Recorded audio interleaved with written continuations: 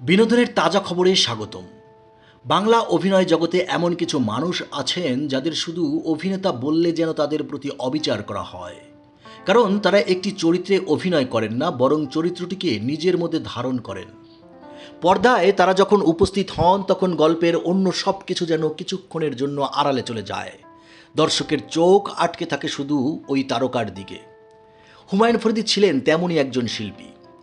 কখনো মঞ্চের শক্তিমান অভিনেতা, কখনো টেলিভিশনের দুর্দান্ত চরিত্রাভিনেতা, আবার কখনো বড় পর্দার ভয়ঙ্কর খলনায়ক। প্রতিটি জায়গাতেই তিনি নিজের জন্য তৈরি করেছিলেন আলাদা একটি জগৎ। তার অভিনয়ে যেমন ছিল হাস্যরস, তেমনি ছিল ভয়, ক্রোধ, মায়া, বুদ্ধি, নিষ্ঠুরতা এবং গভীর মানবিকতা। আর এ কারণেই মৃত্যুর বহু বছর পরেও বাংলা অভিনয়ের ইতিহাসে হুমায়ুন ফরিদির নাম উচ্চারিত হয় শ্রদ্ধা আর ভালোবাসায়। ১৯৫২ সালের ২৯ মে তৎকালীন ঢাকার নারিন্দায় জন্ম নেন হুমায়ুন ফরিদি। তার পিতা এটিএম নুরুল ইসলাম এবং মা বেগম ফরিদা ইসলাম। ৪ ভাই বোনের মধ্যে তিনি ছিলেন দ্বিতীয়। বাবার চাকরির কারণে শৈশবের একটি বড় সময় কাটে দেশের বিভিন্ন জায়গায়। মাদারীপুরে পড়াশোনার সময় তার ভেতরের অভিনয় প্রতিভার প্রথম প্রকাশ ঘটে। মাত্র কিশোর বয়সে মহল্লার একটি নাটকে অভিনয়ের মাধ্যমে মঞ্চে তার প্রথম পদচারণা। সেই শুরুটা হয়তো ছিল খুব ছোট, কিন্তু সেখানেই যেন ভবিষ্যতের এক বড় শিল্পীর আভাস পাওয়া গিয়েছিল। মাদারীপুরে নাট্যকার বাশার মাহমুদের নাট্যদলের সঙ্গে যুক্ত হয়ে তিনি একের পর এক মঞ্চ নাটকে অভিনয় করতে থাকেন।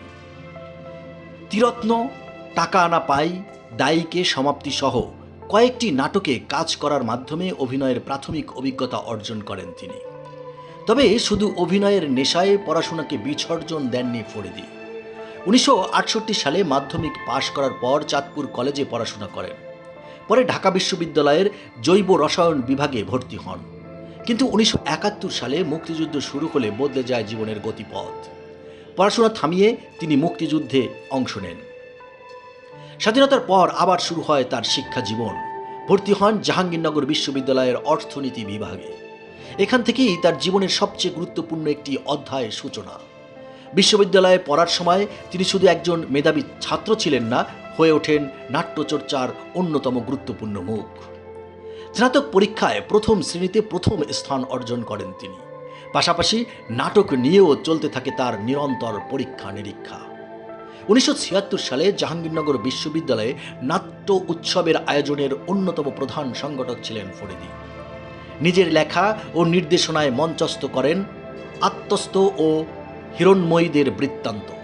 নাটকটি দর্শক ও বিচারকদের দৃষ্টি আকর্ষণ করে। এই সময়েই তার পরিচয় আরও গভীর হয় নাট্যকার সেলিম আল দীনের সঙ্গে। পরবর্তীতে বাংলাদেশের আধুনিক মঞ্চ নাটকের বিকাশে যে নাট্যধারা তৈরি হয়েছিল, হুমায়ুন ফরিদি ছিলেন সেই আন্দোলনের গুরুত্বপূর্ণ একজন শিল্পী। ঢাকা থিয়েটারে যুক্ত হওয়ার পর তার মঞ্চ জীবন আরও বিস্তৃত হয়।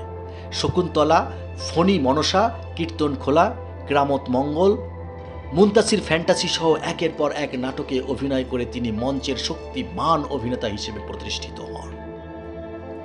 মঞ্চে তার সবচেয়ে বড় শক্তি ছিল চরিত্রকে বিশ্বাসযোগ্য করে তোলা। তিনি শুধু সংলাপ বলতেন না, চোখের দৃষ্টি, শরীরের ভাষা, কণ্ঠের ওঠানামা, এমনকি নীরবতাতেও অভিনয়ের অংশ বানিয়ে ফেলতে পারতেন। এই কারণেই মঞ্চে ফরিদিকে দেখার অভিজ্ঞতা ছিল অন্যরকম। এরপর আছে টেলিভিশনের পালা। টেলিভিশন নাটকে হুমায়ুন ফরিদির প্রবেশ বাংলাদেশের নাট্যাঙ্গনে যেন নতুন এক মাত্রা যোগ করে। নিখোঁজ সংবাদ দিয়ে তার টেলিভিশন যাত্রা শুরু হলেও খুব দ্রুতই তিনি দর্শকের পরিচিত মুখ হয়ে ওঠেন। নীল নকশার সন্ধানে, দূরবীন দিয়ে দেখুন, ভাঙনের শব্দ শুনি, বকুলপুর কত দূর, একদিন হঠাৎ, কোথাও কেউ নেই, ভাবের হাট সহ অসংখ্য নাটকে তিনি ভিন্ন ভিন্ন চরিত্রে অভিনয় করেন। কিন্তু যে চরিত্রটি তাকে ঘরে ঘরে পৌঁছে দেয় এবং পরিচিত করে দেয়, সেটি হলো সংসপ্তক নাটকের কানকাটা রমজান। কানকাটা রমজান ছিল এমন একটি চরিত্র যাকে দর্শক একই সঙ্গে ভয় পেত, আবার তার অভিনয় উপভোগও করত। চরিত্রটির সংলাপ, অঙ্গভঙ্গি এবং ফরিদির অভিনয়ের স্বতন্ত্র ধরন দ্রুতই দর্শকের মুখে মুখে ছড়িয়ে পড়ে। সেই সময় বিটিভির সামনে বসে একটি নাটক দেখার অভিজ্ঞতা ছিল বাংলাদেশের অসংখ্য পরিবারের নিয়মিত বিনোদনের অংশ। আর হুমায়ুন ফরিদি যখন পর্দায় থাকতেন, তখন দর্শকের মনোযোগ ধরে রাখার জন্য আলাদা কোনো কৌশলের প্রয়োজন হতো না। তার অভিনয় ছিল স্বাভাবিক অথচ অত্যন্ত শক্তিশালী। তিনি হাসতে পারতেন, ভয় দেখাতে পারতেন, আবার মুহূর্তের মধ্যে দর্শকদের চোখে পানি ঝরিয়ে দিতে পারতেন। টেলিভিশনের জনপ্রিয়তার শীর্ষে থাকা অবস্থায় হুমায়ুন ফরিদির সামনে খুলে যায় চলচ্চিত্রের দরজা। 1984 সালে তানভীর মোকাম্মেলের হুলিয়া স্বল্পদৈর্ঘ্য চলচ্চিত্রে অভিনয় করেন তিনি। এরপর 1985 সালে শেখ নিয়ামত আলীর দহন চলচ্চিত্রের মাধ্যমে পূর্ণদৈর্ঘ্য চলচ্চিত্রে অভিষেক ঘটে তার। এখানেও তিনি নিজের জন্য বেছে নিয়েছেন এমন একটি পথ যেটি পরবর্তীতে বাংলা চলচ্চিত্রে খলনায়কের সংজ্ঞাই বদলে দেয়। 90-এর দশকে বাণিজ্যিক চলচ্চিত্রে খল চরিত্রে তার উপস্থিতি ছিল দর্শকদের কাছে অন্যতম আকর্ষণ। সন্ত্রাস, দিনমজুর, বীরপুরুষ, লড়াকু, বিশ্বপ্রেমিক, অপহরণ সহ অসংখ্য চলচ্চিত্রে তার অভিনয় দর্শকদের আলোচনার কেন্দ্রবিন্দুতে চলে আসে। সাধারণত সিনেমায় নায়ককে দেখার জন্য দর্শক প্রেক্ষাগৃহে যায়, কিন্তু হুমায়ুন ফরিদির ক্ষেত্রে অনেক সময় চিত্রটা উল্টে গিয়েছে। দর্শক জানতে চাইতো ফরিদি কি আছেন, বা চরিত্র কি, তার কিভাবে পর্দায় আসছে। একজন খলনায়ককে এতটা জনপ্রিয় করে তোলার পেছনে তার অভিনয় দক্ষতা, ক্ষমতাই ছিল সবচেয়ে বড় কারণ। তিনি কখনো চরিত্রকে শুধু খারাপ মানুষ হিসেবে দেখাননি, বরং তার অভিনয়ে খল চরিত্র হয়ে উঠত আলাদা ব্যক্তিত্ব সম্পন্ন। ফলে দর্শক চরিত্রটিকে ঘৃণা করতেও অভিনেতাকে ভালোবাসত।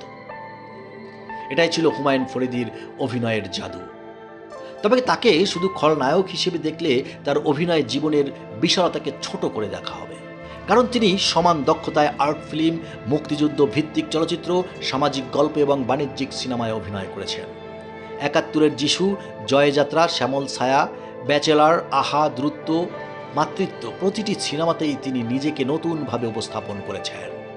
বিশেষ করে মাতৃত্ব চলচ্চিত্রে অভিনয় তার ক্যারিয়ারের একটি গুরুত্বপূর্ণ মাইলফলক। এই সিনেমার জন্য 2004 সালে তিনি শ্রেষ্ঠ অভিনেতা বিভাগে জাতীয় চলচ্চিত্র পুরস্কার লাভ করেন।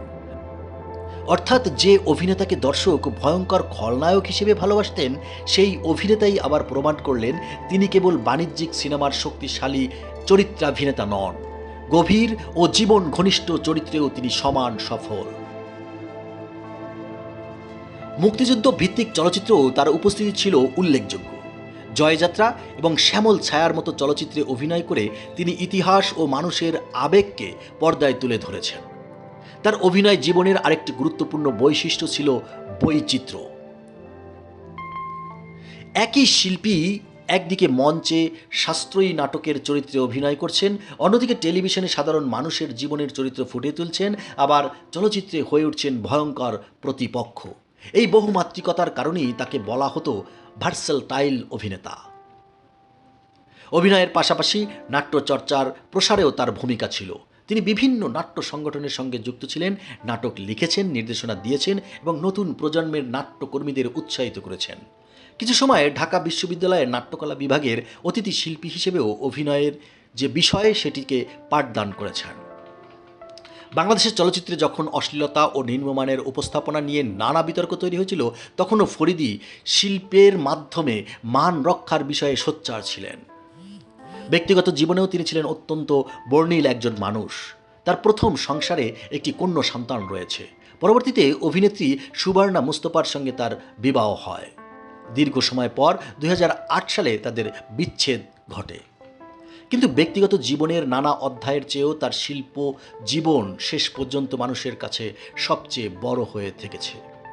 জীবনের শেষ দিকে শারীরিকভাবে নানা সমস্যার মধ্য দিয়ে যেতে হয় এই তারকাকে। 2012 সালের ফেব্রুয়ারিতে অসুস্থ হয়ে চিকিৎসাও নেন। সুস্থ হয়ে বাড়িতে ফেরার পর 13 ফেব্রুয়ারি ঢাকায় নিজ বাসভবনে বাথরুমে পড়ে গিয়ে মাথায় আঘাত পান তিনি। সেই আঘাতই শেষ পর্যন্ত কেড়ে নেয় বাংলা অভিনয় জগতের এই অসাধারণ শিল্পীকে। 2012 সালের 13 ফেব্রুয়ারি মাত্র 59 বছর বয়সে পৃথিবীর মায়া ত্যাগ করেন হুমায়ুন ফরিদি। কিন্তু একজন শিল্পীর মৃত্যু আর তার শিল্পের মৃত্যু এক নয়। হুমায়ুন ফরিদি চলে গেছেন, কিন্তু কানকাটা রমজান রয়ে গেছে মানুষের স্মৃতিতে। রয়ে গেছে তার অসংখ্য নাটকের চরিত্র, রয়ে গেছে চলচ্চিত্রের সেই ভয়ঙ্কর খলনায়ক যার উপস্থিতিতে প্রেক্ষাগৃহে দর্শকের হাততালি উঠত। রয়ে গেছে মঞ্চের সেই শক্তিমান অভিনেতা যিনি চরিত্রকে শুধু অভিনয় করতেন না, জীবন্ত করে তুলতেন। 2018 সালে মৃত্যুর পর বাংলাদেশ সরকার তাকে দেশের অন্যতম সর্বোচ্চ বেসামরিক সম্মাননা 21 পদকে ভূষিত করেন। এই সম্মান যেন তার দীর্ঘ অভিনয় জীবনের প্রতি রাষ্ট্রীয় স্বীকৃতির পাশাপাশি একটি প্রজন্মের ভালোবাসারও প্রতিচ্ছবি। হুমায়ুন ফরিদির সবচেয়ে বড় পরিচয় কি জানেন? তিনি শুধু নায়ক ছিলেন না, তিনি খলনায়কও ছিলেন। তিনি ছিলেন চরিত্রের অভিনেতা। যে চরিত্র পেয়েছেন সেটিকেই নিজের করে নিয়েছেন। কখনো মানুষকে হাসিয়েছেন, কখনো ভয় দেখিয়েছেন, কখনো কাঁদিয়েছেন, আবার কখনো সমাজ ও সমাজের বাস্তবতা নিজের অভিনয়ের মধ্য দিয়ে তুলে ধরেছেন। বাংলাদেশের মঞ্চ, টেলিভিশন ও চলচ্চিত্র তিনটি মাধ্যমেই নিজের স্বাক্ষর রেখে যাওয়া শিল্পীর সংখ্যা খুব বেশি নয়। হুমায়ুন ফরিদি সেই বিরল শিল্পীদের একজন, যার অভিনয়কে কোনো একটি চরিত্র কিংবা কোনো একটি মাধ্যমে আটকে রাখা যাবে না। সময়ের সঙ্গে প্রযুক্তি বদলেছে, দর্শকদের রুচি বদলেছে, বিনোদনের মাধ্যমও বদলেছে, কিন্তু একজন সত্যিকারের অভিনেতার অভিনয়ের আবেদন এখনও বদলায়নি।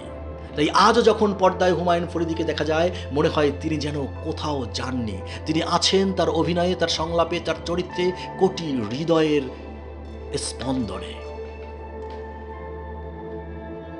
হুমায়ুন ফরিদি হয়তো 2012 সালে পৃথিবী ছেড়ে চলে গেছেন, কিন্তু বাংলা অভিনয়ের ইতিহাসে তার যে অধ্যায় সেটি এখনও শেষ হয়নি। কারণ কিছু শিল্পী সময়ের সঙ্গে পুরনো হয় না, বরং সময় যত এগিয়ে যায় তাদের কাজের মূল্য ততই বাড়তে থাকে।